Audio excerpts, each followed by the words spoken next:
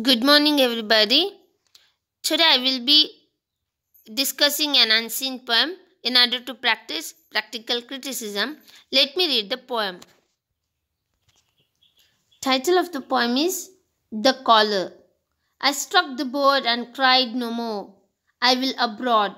What? Shall I ever sigh and pine?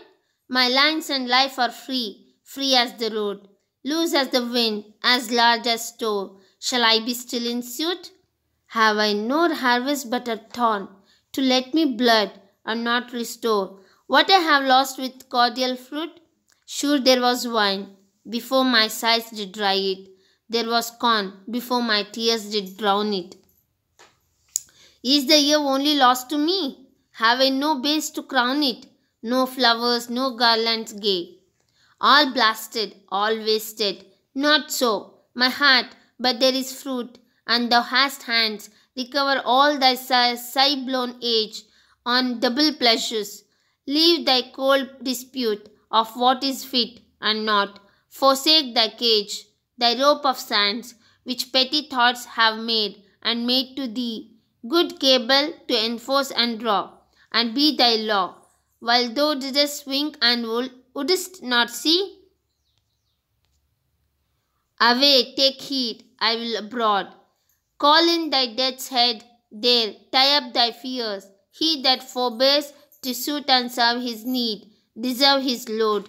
But as I raved and grew more fierce and wild at every word, methoughts I heard one calling, Child, and I replied, My Lord. The poem can be considered as a metaphysical poem because we have a feature of metaphysical poem is that abrupt start, abrupt opening. The poet, the speaker in the poem suddenly outbursts, and the speaker in the poem expressing his dissatisfaction, expressing his unhappiness through out the poem. ಇಲ್ಲಿ ನಮ್ಮ speaker ಏನು ಮಾಡ್ತಿದ್ದಾರೆ, ತುಂಬ ಸಡನ್ನಾಗಿ ಹೇಳ್ತಾ ಹೋಗ್ತಾ ಇದ್ದಾರೆ. He might have been addressing the god. ಇಲ್ಲಿ ಸ್ಪೀಕರ್ ದೇವರಿಗೆ ಅಡ್ರೆಸ್ ಮಾಡಿ ಹೇಳ್ತಾ ಇರ್ಬೋದು, ಅಥವಾ the religion is bind with, ಅಥವಾ ತಾನು ಧರ್ಮ ಅಂತ ಏನು ಹೇಳ್ತೀವಿ ಅದಕ್ಕೆ ಕಟ್ಟು ಬಿದ್ದಿರೋದ್ರಿಂದ ಅದಕ್ಕೆ ಹೇಳ್ತಾ ಇರ್ಬೋದು. The collar, the title of the collar represents two ideas. One is control, submission, and on the other hand the collar also suggests a piece of cloth owned by priests. ಆಗಿನ ಕಾಲದಲ್ಲಿ ಪ್ರೀಸ್ಟ್ ಹಾಕ್ಕೊಳ್ತಾ ಇದ್ದಂತಹ ಬಟ್ಟೆ ಏನಿದೆ ಅದು ಮೇಲೆ ಹಾಕ್ಕೊಳ್ತಾ ಇದ್ದ ಬಟ್ಟೆಗೆ ಕಾಲರ್ ಅಂತ ಹೇಳ್ತವೆ. That's why I said that here the speaker may addressing the God or addressing the religion he is bind with. ಒಂದು ರಿಲಿಜನ್ಗೆ ಕಟ್ಟು ಬಿದ್ದಿದ್ದಾರಲ್ವ, ಆ ರಿಲಿಜನ್ಗೆ ಕೂಡ ಅವರು ಮಾತಾಡ್ತಾ ಇರ್ಬೋದು. ಯಾವ ರೀತಿ ಮಾತಾಡ್ತಾ ಇದ್ದಾರೆ? A very graphical representation of the speaker can be imagined. ಅವರು ಹೇಗೆ ಮಾತಾಡ್ತಿದ್ದಾರೆ ದೇವ್ರ ಹತ್ರ ಅನ್ನೋದನ್ನು ನಾವು ಅಸ್ಯೂಮ್ ಮಾಡ್ಕೋಬೋದು. ಹೇಗೆ? I struck the board and cried. ಬೋರ್ಡ್ನ ಜೋರಾಗಿ ತಟ್ಟಿ ಹೇಳ್ತಾ ಇದ್ದಾರೆ, no more. Whatever I have undergone, whatever I have seen, that thing wouldn't be continued further. ಅದೇನೇನು ನಾನು ನೋಡಿದ್ದೀನಿ, ಅದೇನೇನು ನಾನು ಅನುಭವಿಸಿದ್ದೀನಿ, ಅದು ಇನ್ಮೇಲೆ ಸಾಧ್ಯ ಇಲ್ಲ, ಇನ್ಮೇಲೆ ಮುಂದುವರಿಯೋದಿಲ್ಲ ಅಂತ ಹೇಳ್ತಿದ್ದಾರೆ. I will abroad, I just go away from all these things. ನಾನು ಇಷ್ಟು ದಿನ ಏನೇನು ಮಾಡಿದ್ದೀನಿ ಅದರಿಂದ ಎಲ್ಲ ಹೊರಗೆ ಹೋಗ್ಬಿಡ್ತೇನೆ. Shall I ever sigh and pine? The next lines of the poem tells us the struggle, the pain the speaker has undergone. ಅವ್ರು ಏನೆಲ್ಲ ಕಷ್ಟಗಳನ್ನ ಅನುಭವಿಸಿದ್ದಾರೆ, ಏನೆಲ್ಲ ದುಃಖಗಳನ್ನ ನೋಡಿದ್ದಾರೆ ಅನ್ನೋದನ್ನು ನಮಗೆ ಹೇಳ್ತಾ ಹೋಗ್ತಾರೆ. ನಾನು ಯಾವಾಗಲೂ ಈ ನೋವು ಒಂದು ದುಃಖದಲ್ಲೇ ಇರಬೇಕಾ? I have other alternative, I have another way to move on. ನನಗಿದೊಂದೇ ರಸ್ತೆ ಅಲ್ಲ, ಇದೊಂದೇ ಏಮ್ ಅಲ್ಲ, ಇದೊಂದೇ ಗೋಲ್ ಅಲ್ಲ.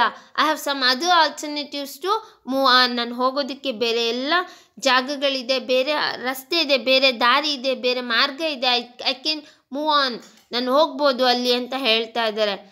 The alternative road is very free. He can just move like free wind. ಅವ್ರು ಹೇಗೆ ಹೋಗ್ಬೋದು ಆ ರಸ್ತೆಯಲ್ಲಿ ಅಂದರೆ ಹೇಗೆ ಗಾಳಿಗೆ ಯಾವುದೇ ಅಡ್ಡಿ ಆತಂಕಗಳಿರೋದಿಲ್ಲ, ಹಾಗೆ ಹೋಗ್ಬೋದು ಅಂತ ಹೇಳ್ತಿದ್ದಾರೆ. Shall I be still in suit? ನಂಗೆ ಇಂಥ ಒಂದು ಆಲ್ಟರ್ನೇಟಿವ್ ಇದೆ, ಇಂಥ ಒಂದು alternative path I have. Is it necessary to be in a suit? Is it necessary to follow norms, rules and all other things of the previous life? ಇಷ್ಟು ದಿನ ನಾನು ಏನು ಮಾಡಿದ್ದೀನಿ ಆ ಒಂದು ಜೀವನ ಬಿಟ್ಟು ಬೇರೆ ಜೀವನ ನನಗಿದೆ ಅಂದಾಗಲೂ ಕೂಡ ನಾನು ಅದೇ ಒಂದು ಜೀವನವನ್ನು ಮುಂದುವರಿಸ್ಬೇಕಾ, ಅವಶ್ಯಕತೆ ಇದೆಯಾ ಅಂತ ಹೇಳ್ತಾ ಇದ್ದಾರೆ. Have I no harvest but a thorn? ಇಷ್ಟೆಲ್ಲ ಕಷ್ಟಪಟ್ಟರು what I got? What is the result of all this pain I have undergone? ಈ ಎಲ್ಲ ಕಷ್ಟಗಳನ್ನ ನಾನೇನು ಸಹಿಸ್ಕೊಂಡಿದ್ದೀನಿ, ಎಲ್ಲ ಕಷ್ಟಗಳನ್ನ ನೋಡಿದ್ದೀನಿ ಅಲ್ವಾ, ಆ ಕಷ್ಟದ ರಿಸಲ್ಟ್ ಏನಿದೆ, ಫಲಿತಾಂಶ ಏನಿದೆ, ಪ್ರತಿಫಲ ಏನಿದೆ ಅಂದರೆ ಥಾರ್ನ್. ನನಗೆ ಬರೀ ಮುಳ್ಳೆ ಸಿಕ್ಕಿದೆ. I just saw pain, I just saw unhappiness ಅಷ್ಟೇ ನಾನು ನೋಡಿದ್ದೀನಿ, ಅದು ಬಿಟ್ಟು ಬೇರೆ ಏನೂ ನೋಡಿಲ್ಲ ಅಂತ ಹೇಳ್ತಿದ್ದಾರೆ. To let me blood and restore what I have lost with cordial fruit.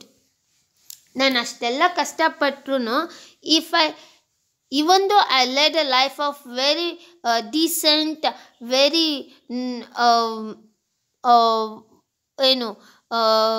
righteous life, ತುಂಬ ಸರಿಯಾಗಿರೋ ಲೈಫ್ನ ನಾನು ಲೀಡ್ ಮಾಡಿದ್ರು, ಅಷ್ಟೆಲ್ಲ ಸರಿಯಾಗಿದ್ದರೂ ಕೂಡ ನನಗೇನು ಸಿಕ್ಕಿದೆ?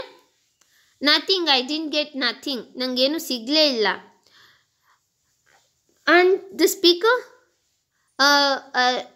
line by line, the swinging mood of the poet or the swinging mood of the speaker is very obvious. ನಮಗಿಲ್ಲಿ ಗೊತ್ತಾಗ್ತಾ ಇದೆ ಅವರ ಮೂಡ್ ಹೇಗೆ ಸ್ವಿಂಗ್ ಆಗ್ತಾ ಇದೆ, ಹೇಗೆ ಆಲೋಚನೆಗಳು ಬದಲಾವಣೆ ಆಗ್ತಾ ಇದೆ ಅನ್ನೋದು ನಮಗೆ ಗೊತ್ತಾಗ್ತಾ ಇದೆ. ಅವ್ರಿಗೆ ಒಂದು ಕ್ಷಣ he has a question, very next moment he has a answer. ಹೇಗೆ ನನಗೇನು ಇಲ್ಲ, ನನಗೇನು ಸಿಗಲ್ಲ ಅನ್ನೋ ಕ್ಷಣದಲ್ಲೇ ಅವ್ರಿಗೆ ಗೊತ್ತಾಗ್ತದೆ, ಶೂರ್ ದೇರ್ ವಾಸ್ ವೈನ್. ನನಗೆ ಹಣ್ಣು ಸಿಗದೇ ಇರ್ಬೋದು, but I have the next ಸ್ಟ್ರಾಟ, next stage have. ಅಂದರೆ ನನಗೆ ಈ ಮಾರ್ಗ ಬಿಟ್ಟು ಮತ್ತೊಂದು ಮಾರ್ಗ ಇದೆ, ಅಲ್ಲಿ ನನಗೆ ಖಂಡಿತವಾಗ್ಲೂ ಸುಖ ಸಿಗ್ಬೋದು, ಅಲ್ಲಿ ಖಂಡಿತವಾಗ್ಲೂ ನನಗೆ ನಾನು ಅಂದ್ಕೊಂಡಿದ್ದಂಥ ಜೀವನ ಸಿಗ್ಬೋದು ಅಂತ ಅವ್ರಿಗೆ ಅನ್ನಿಸ್ತಾ ಇದೆ. ಬಿಫೋರ್ ಇಟ್ಸ್ ಟೂ ಲೇಟ್, ತುಂಬ ಲೇಟ್ ಆಗೋಕ್ಕಿಂತ ಮುಂಚೆ ಐ ಶುಡ್ ಗ್ರ್ಯಾಬ್ ಇಟ್, ಅದನ್ನು ನಾನು ಪಡ್ಕೋಬೇಕು, ಅದನ್ನು ನಾನು ತಗೋಬೇಕು ಅಂತ ಆಲೋಚನೆ ಮಾಡ್ತಾ ಇದ್ದಾರೆ. Next lines of the poem tells us that he wants to grab that alternative road. He wants to just give up this previous life, and he wants to change his present condition, present circumstances. He just want to get rid of his previous life. ಈ ಹಿಂದಿನ ಜೀವನ ಏನಿದೆ ಅದನ್ನು ಬಿಟ್ಬಿಟ್ಟು ಒಂದು ಹೊಸ ಜೀವನವನ್ನು ಅವ್ರು ಪಡ್ಕೋಬೇಕು, ಹೊಸ ಜೀವನವನ್ನು ಅವರು ನೋಡಬೇಕು ಅಂತ ಆಲೋಚನೆ ಮಾಡ್ತಾ ಇದ್ದಾರೆ. He is very sure that if I take that alternative path, he is going to get all the pleasure, all the happiness he desired, he wants. ಅವ್ರಿಗೇನೆಲ್ಲ ಖುಷಿ, ಸಂತೋಷ, ಪ್ಲೆಷರ್ ಬೇಕೋ ಅದೆಲ್ಲ ಈ ಆಲ್ಟರ್ನೇಟಿವ್ ಮಾರ್ಗದಲ್ಲಿ ಸಿಗುತ್ತೆ ಅಂತ ಅನ್ನಿಸ್ತಾ ಇದೆ. I just want to get rid of all these rope of sands ಅಂತ ಹೇಳ್ತಿದ್ದಾರೆ. these lines, cage, rope of sands represents the norms and the rules and regulations of religion, or the decent life we need to follow in order to reach our aim, that is God. ದೇವ್ರನ್ನ reach ಆಗಬೇಕು ಅಂದರೆ ಏನೋ ಒಂದು ಕಟ್ಟುನಿಟ್ಟಿನ ಜೀವನನ ಪಾಲಿಸಬೇಕು ಅಂತ ಹೇಳ್ತೇವೆ ಅಲ್ವಾ, ಅದನ್ನೆಲ್ಲ ಹೇಗೆ ಹೇಳ್ತಿದ್ದಾರೆ? Rope of sands, your cage. I was in a cage, ನಾನೊಂದು ಪಂಜರದಲ್ಲಿದ್ದೆ, I just want to go out of that cage ಅಂತ ಹೇಳ್ತಾ ಇದ್ದಾರೆ. Made to thee good cable to enforce and draw, and be thy law. ನಿಮ್ಮ ಎಲ್ಲದು ಏನು ಲಾ ಇದೆ, ನಿಮ್ಮ ಒಂದು ಕಟ್ಟುನಿಟ್ಟಿನ ಜೀವನ ಇದೆ, I just want to leave that and go away. ಇದನ್ನೆಲ್ಲ ಬಿಟ್ಟು ನಾನು ಹೋಗ್ಬಿಡ್ಬೇಕು ಅಂತ ಹೇಳ್ತಿದ್ದಾರೆ. Away take heed, I will abroad. Yes, I am going to leave all this and I am just going away from this. ಇದನ್ನೆಲ್ಲ ಬಿಟ್ಬಿಟ್ಟು ಇಲ್ಲೇ ಬಿಟ್ಟು ನಾನು ಹೋಗ್ಬಿಡ್ತೇನೆ, ಹೊರಗೆ ಹೋಗ್ತೀನಿ. I will abroad. Yes, I go away from you ಅಂತ ಹೇಳ್ತಾ ಇದ್ದಾರೆ. Call in thy deaths head there, tie up ದೈ fierce. He that forbears to suit and serve his need deserves his load. I am going to unload myself. I am going to tie up all my fears here and I just bundle them and leave them here. ನನ್ನ ಭಯ ಆತಂಕ ಏನೆಲ್ಲ ಇದೆ ಅದನ್ನೆಲ್ಲ ಇಲ್ಲೇ ಕಟ್ಟಿ, ಗಂಟು ಮೂಟೆ ಕಟ್ಟಿ ಇಲ್ಲೇ ಹಾಕಿಬಿಟ್ಟು ನಾನು ಹೋಗ್ಬಿಡ್ತೀನಿ ಅಂತ ಹೇಳ್ತಾ ಇದ್ದಾರೆ. But as I raved and grew more fierce and wild, as gradually speaker becomes more wild and fierce, ನಿಧಾನವಾಗಿ ಅವ್ರು ಏನಾಗ್ತಾ ಇದ್ದಾರೆ, is become very violent against the present condition is ನಾವ್. ಅವ್ರಿಗೆ ಈಗ ಪ್ರೆಸೆಂಟ್ ಕಂಡೀಷನ್, ಈಗಿನ ಜೀವನ ಏನಿದೆ ಅದೆಲ್ಲದನ್ನು ಒಂದು ಸತಿ ಕಿತ್ತು ಹಾಕಿ ಹೋಗಿಬಿಡ್ಬೇಕು ಅನ್ನೋ ಅಷ್ಟು ಕೋಪ, ಅಷ್ಟು ಒಂದು ವೈಲ್ಡ್ ಆಗಿರೋಂತಹ ಒಂದು ನೇಚರ್ ಅವ್ರದ್ದಾಗಿದೆ. ಅವರು ದೇವರಿಗೆ ಹೇಳ್ತಾ ಇದ್ದಾರೆ, yes, I am going to leave you. I just bundle all other things here and I just go away from you. ನಿನ್ನಿಂದ ಹೊರಗೆ ಹೋಗ್ತೀನಿ. I just leave this life. I did not want to continue this life. ಈ ಒಂದು ಜೀವನವನ್ನು ನಾನು ಮುಂದುವರ್ಸೋದಕ್ಕೆ ಇಷ್ಟನೇ ಇಲ್ಲ, ಇಲ್ಲೇ ಬಿಟ್ಬಿಡ್ತೀನಿ ಅಂತ ಹೇಳ್ತಾ ಇದ್ದಾರೆ. Gradually he grew more fierce, ಇನ್ನು ಫಿಯರ್ಸ್ ಆಗಿ, ಜಾಸ್ತಿ ವೈಲ್ಡ್ ಆಗಿ ಅವರ ಆಲೋಚನೆಗಳು ಬೆಳೀತಾ ಇದೆ. ಅಟ್ ಎವ್ರಿ ವರ್ಡ್, ಪ್ರತಿಯೊಂದು ವರ್ಡ್ ಹೇಗಿದೆ ಅವ್ರು ಹೇಳ್ತಾ ಇರೋದು, he just want to get rid of this present life of religious life. ಆ ಏನು ರಿಲಿಜಿಯಸ್ ಲೈಫ್ ಅಥವಾ ದೇವರಿಗೆ ಅಂತ ಒಂದು, ಅಥವಾ ಯಾರೋ ಒಂದು ಆಲ್ ಮೈಟಿಗೆ ನಾವು ಎಲ್ಲದನ್ನು ಒಪ್ಪಿಸಿ ಸಬ್ಮಿಷನ್ ಮಾಡ್ಕೊಂಡು ಬದುಕ್ತಾ ಇರ್ತೀವಲ್ವ, ಅಂಥ ಒಂದು ಸಬ್ಮಿಷನ್ ಲೈಫ್ ನನಗೆ ಬೇಡ ಅಂತ ಯೋಚನೆ ಮಾಡಿ ಅವ್ರು ಏನು ಮಾಡ್ತಿದ್ದಾರೆ, ಹೊರಗೆ ಹೋಗಬೇಕು ಅಂತ ಯೋಚಿಸ್ತಾ ಇದ್ದಾರೆ. Methoughts I heard one calling, a very sudden change in the whole behaviour of the speaker. ನೋಡಿ ಎಷ್ಟು ಬೇಗ ಇಲ್ಲಿ ಒಂದೇ ಒಂದು ಚಿಕ್ಕ ಧ್ವನಿ, ಒಂದು ಚಿಕ್ಕ ಕರೆ ಏನು ಮಾಡ್ತಾ ಇದೆ, ಅವ್ರ ಪೂರ್ತಿ ಆಲೋಚನೆಯನ್ನು, ಅವ್ರ ಪೂರ್ತಿ ಬಿಹೇವಿಯರ್ನ ಚೇಂಜ್ ಮಾಡ್ತಾ ಇದೆ. Methought I heard one calling. As the readers, we don't know whether the speaker has heard it really or not, but the speaker thought that he heard a voice. ಅವ್ರಿಗೇನೋ ಒಂದು ವಾಯ್ಸ್ ಕೇಳಿಸ್ತಾ ಇದೆ. ಆ voice ಏನಂತ ಕರೀತಾ ಇದೆ, child.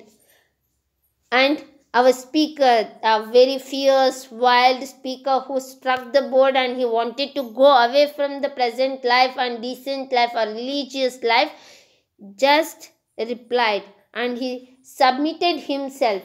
He submitted his whole life before God by saying, my Lord. That's the beauty of the poem, that only one calling of child, a very sweet calling of child by the God and the speaker.